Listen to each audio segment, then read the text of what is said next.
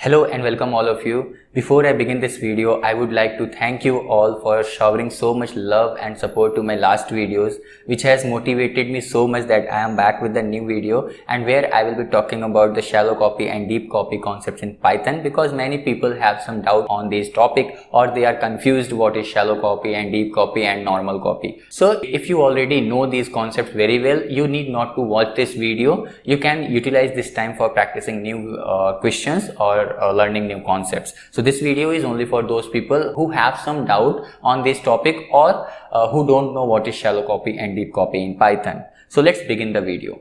So guys, you might have faced some problem while copying one list to other list. The changes done in the list 2 will be reflected in list 1 also. So that is the problem. For example, let's say I have some list 1, and I want to copy this list 1 in list 2, let's say. So I can copy that using assignment operator, that is equal to and list 1. So we are getting list 2 now. So this is called normal copy. What I am doing here is this is called normal copy. So let's update the value of 500 with 50. So the value 500 is at index 4. So I am going to change the value at index 4 with 50, and let's see whether this 50 is getting reflected in our list 1 or not. So let's update that and let's see the result using print function. Print list 1 and print list 2. Okay, we are seeing the changes being done in list 1 also. So this is a problem, and why this is happening, let's see that. So here you can see guys, in list 1 we are getting 10, 20, 30, 40 and 500. So actually you already know that list stores the references to its values. So list is storing some reference 001, 002, 003 for its objects. Okay, so the objects are integer type objects which are immutable. Okay, so let's create a copy of list 1. This is called the normal copy. So what happens in normal copy is in front of you. So in list 2 we are getting the exact same reference to those objects. So whatever the changes done in let's say here you tried updating this value 500 with 50. So this 50 is getting reflected in list 1 also, because list 1 is also having the same reference as list 2. So this is a problem happening in normal copy. So what is the solution? The shallow copy. And let's see what is the shallow copy. See, in shallow copy we have some references to its value, and what happens in shallow copy? See, in shallow copy we have some values here. We have the exact copy of those objects. You can see that we have the exact copy of those objects here. So whatever the changes I do here, let's say I try to update this value with 50, so this 50 will not be reflected here. So if I want to append some new value, let's say 60 to this list 1, so this 60 will not also be reflected in list 1. So this is the benefit of using shallow copy. But there is some problem with shallow copy also. So let's first see how the shallow copy works, and then we will discuss what is the problem with shallow copy. See, for shallow copying we have two methods. We can shallow copy using the list property, or we can shallow copy by importing the copy module. We will see that in method 2 there. So let's use the first property of list, that is the copy property. Let's copy this list again, list 1, and in list 2 I will be using the list property to copy list 1. Okay, so the list 1 dot copy. So this copy property is defined for list. Okay, so I have shallow copied. What I am doing here is it is called shallow copy. Now let's see list 2 whether we have got the output or not. See, in list 2 we are getting all the values of list 1. Now let's update 500. So 500 is at index 4. I want to update 500 with 50, and let's see whether we are seeing these changes in list 1 or not. So list 1 and print list 2. See, here the changes are not getting reflected in list 1 also. So this is called shallow copy. In list 2 we have its own value, which is the updated value of 500, but the original list is still same. You can see here. So how to do this shallow copy using the second method? You can use copy module in Python, and then from the copy module we will be importing the copy function. Let's first copy this list and I will be copying the elements of list 1 in list 2 using the copy module. So first call the copy module, and from the copy module import the copy method. Okay, so what you want to copy? You want to copy list 1. So this is the proper syntax of using the copy module. Now let's verify whether we are getting the elements of list 1 in list 2 or not. Okay, we are getting the elements of list 1 in list 2. Now let's update this value. At index 4, I want to update this value with 50, and let's see the changes list 1 and in list 2. Okay, so the result is again the same. Here I have used the list property where the copy method is defined, and here I have used the copy module to shallow copy list 1 in list 2. So this is the second method, but there is some problem with shallow copy. Let's say in list 1 I have some values 10, 20, 30, and then I have some string value. I can also have some numeric value, but let's use some different data types also, A, B and C, D. We have some nested list inside this list 1, and then let's say I have 500. Okay, now I want to copy this, so I am going to use this copy module again. List 2 equals to copy.copy list 1, and let's verify we have got the result in list 2 or not. See, in list 2 we are getting all the elements of list 1.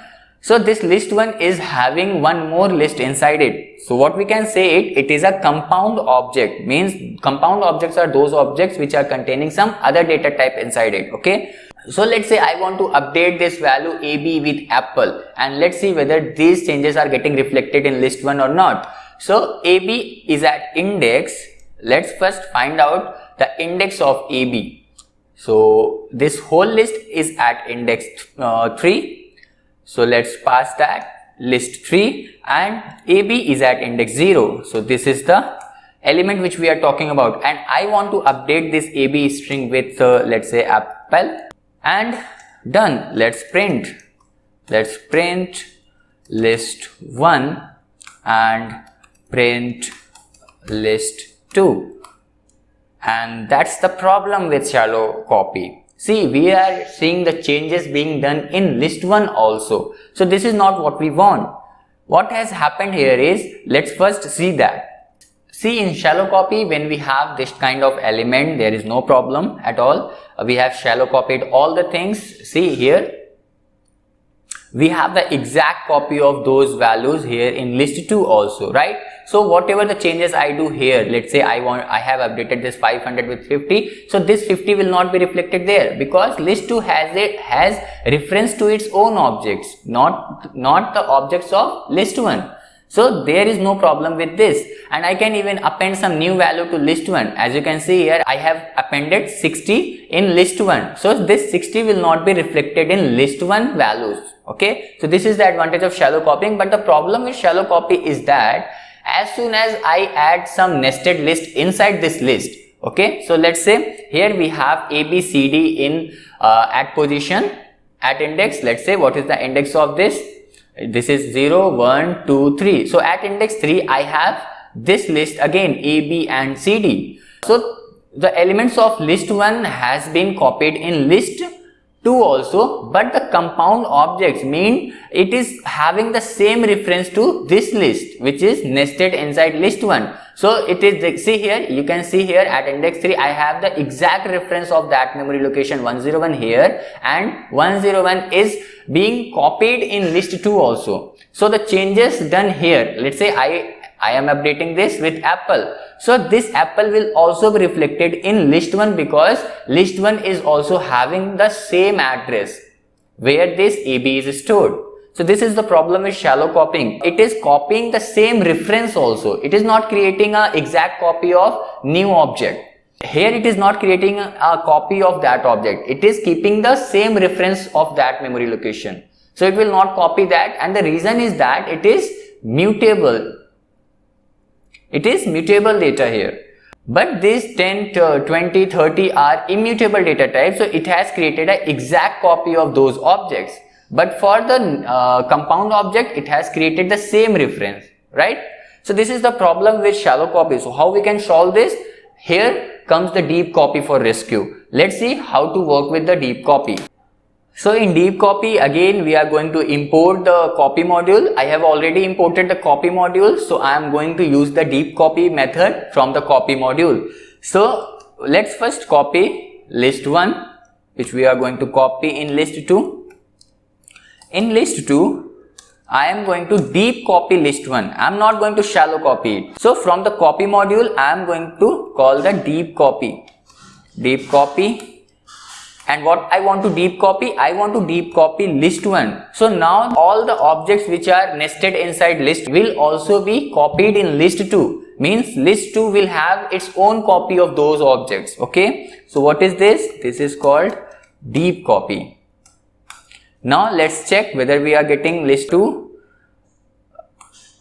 Okay, we have got the elements of list 1 in list 2. Now let's update this AB with apple.